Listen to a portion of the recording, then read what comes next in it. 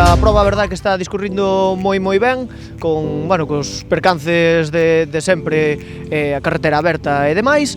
E a verdade, pois, xa fixemos a primeira parte do percorrido, que foi na zona do Ribeiro. Agora o descanso aquí no concello de Boborás, o cual nos patrocinaron 100%. E nada, agora imos facer unha segunda parte onde eu penso que se vai a decidir o rally. Seguramente entre este tramo e o último. E nada, intentar que todo saia ben e que non haxa maiores percances e demais.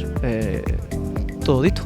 Sí, es una experiencia que estoy haciendo con los rallies en España. Los que hacemos en Portugal son muy diferentes de cómo hacéis vosotros aquí. Entonces ha venido a mirar cómo hacerlo y perceber la dinámica que tenéis en este tipo de rallies, que son muy distintos de lo que hacemos en Portugal. Es el segundo rally que hago aquí en Galicia, he hecho de primavera y ahora estoy haciendo este.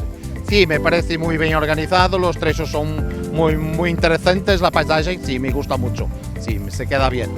Da escudería Arenteiro Clásicos, son de CEA. Bueno, esta é a miña segunda experiencia como regularidade. Bueno, unha experiencia buenísima, boísima. E nada, moi difícil, porque hai que, eu por exemplo veño sin aparatos de medida, bueno, faise difícil a cousa. E nada, o sea, moi agradecer á organización a proba e nada máis. Son da escudería de Vigo e son novo neste mundo. Este é o cuarto rally e pareceme todo un ambiente estupendo, todo super ben organizado.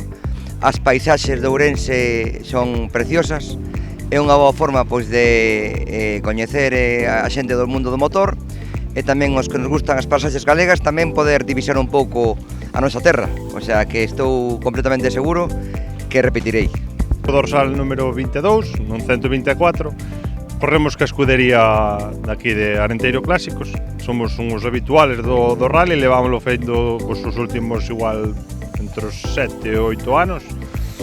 Andamos sempre nos 10 primeiros, 15 primeiros dorsales, gustanos moito, son unhas carreteras moi bonitas, aquí as do Ribeiro e todo, sobre todo os tramos das viñas son bastante especiales, ratoneros.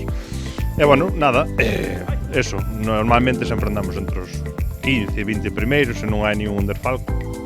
A regularidade, por exemplo, no que me toca a min, que é o copilotaje, pois é bastante intensiva, casi non levantas a mirada do papel.